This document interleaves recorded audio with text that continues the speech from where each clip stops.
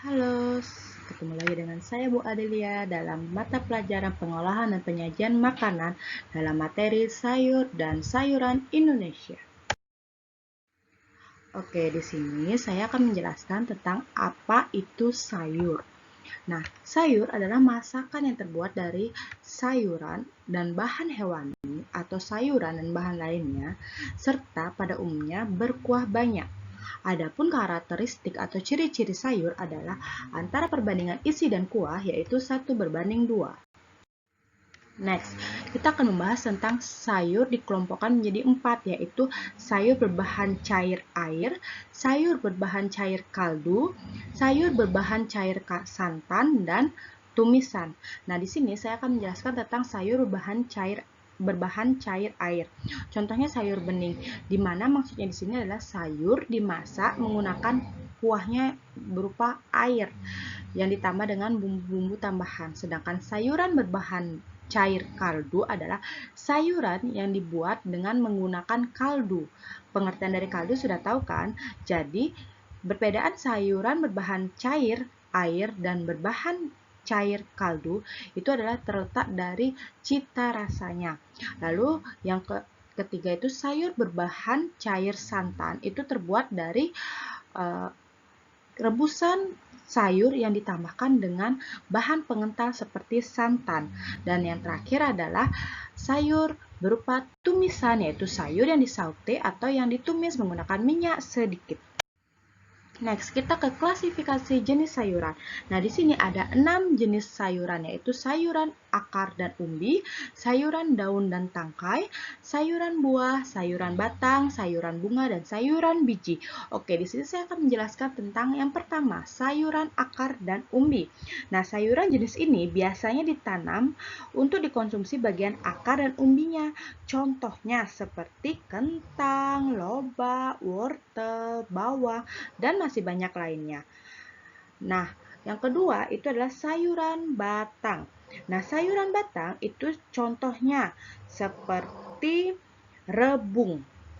Rebung biasanya digunakan untuk isian lumpia Semarang atau dimasak sebagai campuran gulai ikan yang ada di masakan Sumatera.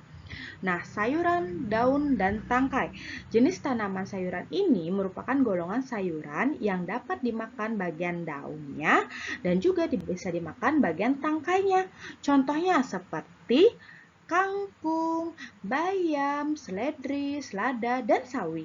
Biasanya jenis sayuran ini berwarna hijau karena mengandung klorofil yang dihasilkan dari proses fotosintesis. Sayuran ini dapat tumbuh liar maupun di pekarangan rumah dan tidak sulit untuk mendapatkannya. Next, kita ngebahas tentang sayuran bunga. Sayuran bunga ini biasa kita sebut seperti sayur cauliflower atau bunga kol, brokoli, dan kubis. Nah, jenis sayuran ini merupakan jenis yang perkembangbiakannya secara genetif atau namun bagiannya dapat dikonsumsi. Lalu sayuran buah.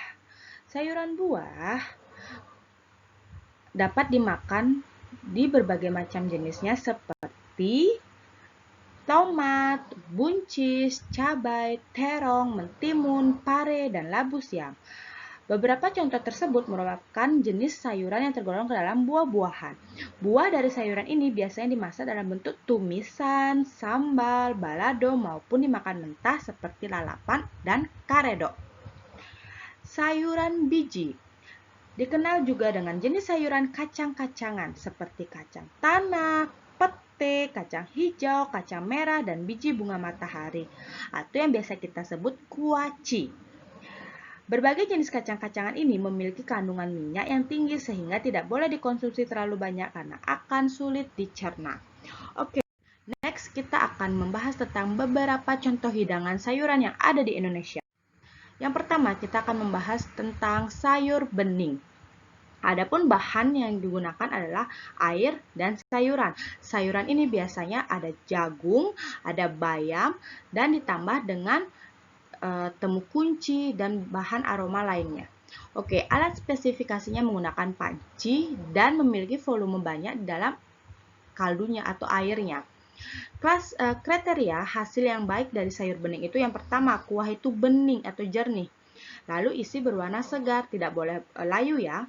Bentuknya cair, teksturnya berair, dan rasanya agak manis dan segar. Oke, next kita akan ke sayur menir. Sayur menir itu berbahan dasar air, beras, dan isian atau sayur.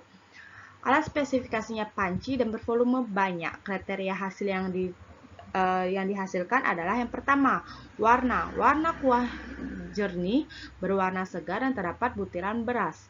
Bentuknya cair, teksturnya berair banyak dan lunak serta rasanya manis serta segar. Oke, next kita ke sayur asam. Sayur asam itu berasal dari kaldu, buah melinjau, kacang tanah, daun melinjau, asam jawa. Nah, rasanya pasti tahu dong, rasa spesifikasi dari sayur asam adalah asam dan segar. Nah, di sini warnanya adalah bening kekeruhan karena keruhnya dari kemiri dan dari asam jawa itu sendiri. Oke, sayur lodeh. Sayur lodeh itu terbuat dari santan dan nangka muda. Bisa juga dari buah timbul ditambah dengan kacang panjang, daun melinjau, buah melinjau, terong dan udang rebon. Rasanya sangat gurih dan kriteria warnanya adalah warna putih karena santan. Oke, next kita ke sayur nangka atau biasa disebut gori. Nah, bahan utamanya adalah nangka muda ditambah dengan bahan isian lainnya seperti tulang iga, tetelan, dan santan. Jadi, kriteria hasilnya sudah dipastikan warna kuah itu putih kekuningan karena ditambah dengan bahan-bahan penambah aroma lainnya. Lalu rasanya dijamin gurih karena menggunakan santan. Oke, next sayur podomoro. Nah, bahan spesifikasinya atau bahan utamanya terbuat dari tetelan ditambah dengan udang, tempe, dan kangkung. Kriterianya adalah rasanya gurih, bentuknya cair, warna kuahnya berwarna putih kekuningan, serta berisi warna hijau. Next, sayur lelawar. Sayur lelawar itu berbahan dasar rebung muda ditambah dengan tetelan dan santan. Kriteria hasilnya adalah kuning muda ditambah dengan putih kekuningan karena bahannya adalah santan. Rasanya gurih dan sedikit pedas. Oke, next kita ke gulai daun Prancis. Nah, kalau kalian nggak tahu apa itu daun Prancis, kalian bisa melihat gambar di bawah ini karena sudah saya kasih contoh daun Prancisnya.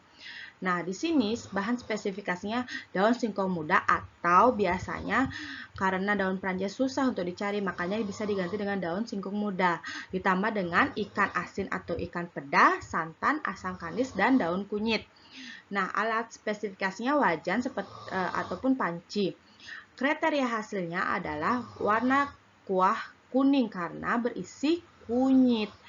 Teksturnya cair kepadatan karena ditambah santan dan rasanya gurih dan sedikit pedas. Gulai pakis. Nah, kalian pasti sudah lumrah banget sama namanya daun pakis atau kalau di Bali itu namanya daun paku. Nah, bahan spesifikasinya itu adalah daun pakis muda ditambah pete, udang, santan, dan asam kandis. Otomatis rasanya itu pasti ada gurih asamnya, gurihnya dari santan dan asamnya dari asam kandis. Warna kuahnya adalah warna kuning kemerahan serta warna hijau cerah dari bahan utamanya yaitu daun pakis. Oke, next kita ke sayur kare. Nah, sayur kare ini bahan utamanya adalah tetelan, buncis, kentang, wortel, kol, santan. Nah, kriteria hasil yang didapatkan dari sayur kare itu adalah isinya itu warna-warni karena ada warna orange-nya, ada warna hijaunya, ada warna kuningnya, ada warna putihnya, sehingga sayur kare ini termasuk ke dalam golongan sayur regional atau sayur nasional. Oke, bronkos. Bronkos ini menggunakan bahan tambahan isian yaitu kluwak. Jadi warnanya agak sedikit hitam kecoklatan. Nah, di sini juga ditambah dengan santan dan juga ditambah dengan gula merah. Oke, kriteria hasil yang baik dalam brokos itu adalah kuahnya berwarna hitam, lalu ada coklatnya dan ada merahnya dari cabai. Teksturnya kuahnya banyak, isinya lunak, dan rasanya gurih. Oke, terima kasih atas waktunya. Jangan lupa subscribe, like, dan share ya. Bye-bye.